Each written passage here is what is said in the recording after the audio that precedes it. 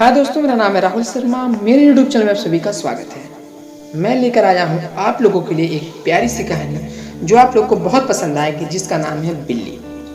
ये कहानी एक फौजी की है और आप ये सभी जानते हैं कि फौजी तो अपने नियम के पक्के होते हैं। आइए मुड़ते हैं कहानी की तरफ। अक्सर जब भी गाँव में कोई फौज का आदमी छुट्टी पर आता है तो गाँव के जितने पियक्कड़ व बेरोजगार नौजवान होते हैं वो फौजी के आगे पीछे मधुमक्खी की तरह उड़ते रहते हैं। जब तक उनको मधु का मिलन नहीं होता वो लोग छोड़ने वाले नहीं होते।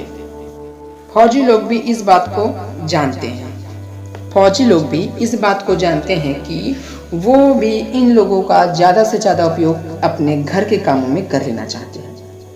वो इस बात को भली भांति जानते हैं कि इनको कहीं मधु दर्शन करा दिया तो ये लोग गधे के सींग की तरह गायब हो जाएंगे। फौज में ये लोग इतने नियम के साथ अभ्यस्त हो जाते हैं कि इनका अक्सर सिविलियन लोगों के साथ तारतम्य नहीं बैठ पाता है। यह भी हो सकता है कि सबको ये लोग उसी रूप में देखना शुरू कर देते हैं। इसमें एक विशाल नाम के एक कैरेक्टर हैं जिनका नाम है विद्या विशाल। विद्या विशाल वैसे ही एक फौजी हैं जो फौज के नियमों को अपने घर के हर सदस्यों पर लागू करना चाहते हैं, चाहे वो कोई भी हो। सबको वो कायदे कानून के साथ जीना सिखाते हैं। उनके घर की औरतें हो या बच्चे, सबको सुबह 4 बजे उठ जाना व उनके बाद शारीरिक व्यायाम बहुत जरूरी था, अन्यथा फिर घर के सभी सदस्यों को उनके सामने उनके गुस्से का सामना करना पड़ता था। फौज के नियमानुसार वो मधु का सेवन भी 1 या 2 पैक से ज्यादा नहीं करते थे। अभी कल ही गांव के बैठकबाजों ने विद्या विशाल को गुस्सा दिला दिया था।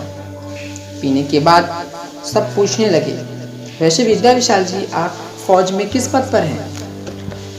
विद्या विशाल जी ने कहा, बड़े गर्व के साथ बता रहे थे, हम नायक के पद पर हैं जो अपनी टुकड़ी का नेतृत्व करता है। इतने में संतोष ने कहा, सुना है आप फौज की बैंड पार्टी में हैं और आप बैंजो बजाते हैं। इतना बोलना था कि विद्या विशाल की आंखें लाल होने लगती हैं कि संतोष का खून पी जाएगा। ऐसा महसूस होता है जैसे तैसे दोस्तों ने विद्या विशाल के गुस्से को संतोष को बचाया। विद्या विशाल मछली मीट बनाने के बड़े शौकीन थे। अपने घर वालों को अपने हाथ से बना के खिलाते थे। रच रच के एक एक मसालों को स्वादानुसार घर के बाहर खुद ही बनाकर सबको खिलाते थे। हिंदू परिवारों में तो मांस मछली का बर्तन ही अलग रखा जाता है, फिर भी उनको राख से मांजा जाता है। जान तो जाती है पर बकरे की खाने में कोई परहेज नहीं, पर बर्तन का टिटिम्मा पाल के रखते हैं। विद्या विशाल जी एक बार नदी किनारे मछुआरों की बस्ती से रोहू मछली खरीद कर घर लाते हैं। उसको बड़े प्यार से साफ करके तल के बड़ी अच्छी तरह से बना के द्वार पर रख दिया। घरवाली को फरमाया, उन्होंने अपनी पत्नी से कहा, मछली बन गई है, मैं थोड़ा बाहर से फ्रेश होकर आ रहा हूं, तब मिल बैठ के खाया जाएगा। इधर विद्या विशाल जी बाहर जाते हैं, उधर बिल्ली बड़े देर से ध्यान लगाकर बैठी थी, जैसे वो मौके का इंतजार कर रही थी, जैसे ही ये हटे कि हम मछली चट कर जाएं। अब बिल्ली को क्या मालूम ये मछली किसी फौजी की है या सिविलियन की। अगर बेचारी को इतना समझ होता तो वो जरूर विद्या विशाल जी की मछली नहीं खाती। बिल्ली बड़े चाव से विद्या विशाल जी की द्वारा बनाई गई मछली को पीस पीस चट कर जाती है। तभी विद्या विशाल जी का आगमन होता है। मछली को बिल्ली के द्वारा खाते देख उनका गुस्सा 7वें स्थान पर पहुंच जाता है।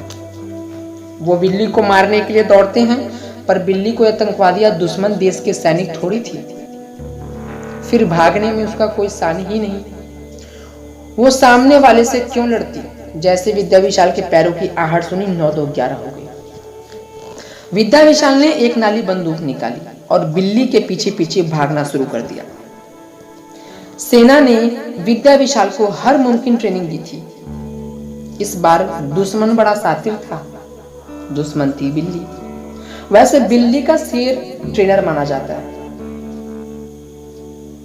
बिल्ली शेर से भी ज्यादा ट्रेंड होती है। विद्या विशाल को अपनी ट्रेनिंग पर पूरा विश्वास था, तो उधर बिल्ली को भी अपनी ट्रेनिंग पर पूरा विश्वास था। बिल्ली भी कम नहीं, उसको भी अपनी शक्ति व सामर्थ्य का पूरा भरोसा था। विद्या विशाल जी एक दरवाजे से दूसरे दरवाजे बंदूक लिए दौड़ते रहे। बिल्ली कहीं नहीं मिली। पत्नी ने आवाज लगाई, सुनिए ना, हम सब्जी बना देते हैं। आज रोज रोज का लफड़ा खत्म कर देते हैं, विद्या विशाल ने कहा। आज इसको मार के ही दम लेंगे। वैसे पिछले सप्ताह बिल्ली ने इनके द्वारा बनाए गए चिकन को भी खा लिया था।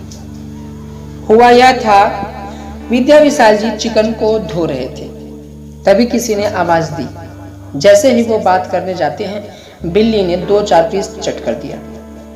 उस दिन वो खून का घूंट पीकर रह गए, पर आज तो बड़ी मेहनत से बनाया था और पूरी बन के तैयार भी थी। जैसे ही उन्होंने दरवाजे पर रखा था कि बिल्ली ने चट कर दिया। आज वो सोच ही रहे थे, आज तो मैंने बड़ी परिश्रम की। और सबसे बड़ी बात, उनको अनुशासनहीनता बिल्कुल नहीं पसंद थी। आज वो किसी भी रूप में इस समस्या को जड़ से खत्म करके ही दम लेना चाहते थे। पूरे गांव का कोना कोना छान मारे। लोग पूछते, क्या हुआ? विद्या विशाल जी, कुछ नहीं, बिल्ली ने मछली खा लिया। गांव वाले, जाने दो, गुस्सा थूक दो विद्या विशाल जी को पूरे गांव वाले समझाए, पर कहां मानने वाले थे। उनका गुस्सा तो 7वें स्थान पर था। फौज के आदमी दुश्मन को बिना उसके अंजाम तक पहुंचाए रुक जाएं या थक जाएं, या उनकी नजरों में ये फौज की बदनामी थी। रात भर एक छत से दूसरे छत कूदते रहे, पर कहां बिल्ली का पता नहीं चला। विद्या विशाल जी को फौज में बिल्ली से कैसे लड़ना है इसकी ट्रेनिंग नहीं दी थी, पर इनके लिए सेना की आन बान शान सराखों पर थी। उन्होंने देखा मेरी असफलता हो रही है, ये देखकर और गुस्से से तेज दौड़ते। रात से सुबह हो गई, पर बिल्ली का कहीं पता नहीं चला। अब तो गांव गांव का बच्चा उनको चिढ़ाता, चाचा बिल्ली वो रही, और वो गुस्से से बच्चों की ओर दौड़ते। करीब सप्ताह गुजर गया, पर विद्या विशाल जी ने बिल्ली का बाल भी बांका नहीं कर पाया। उनकी छुट्टियां भी समाप्त हो गई। विद्या विशाल जी तो ड्यूटी पर थे, पर हारने का गम उनके चेहरे पर साफ साफ झलक रहा था। इस कहानी का यह अंत होता है। आपसे मिलते हैं फिर अगले कहानी में। धन्यवाद।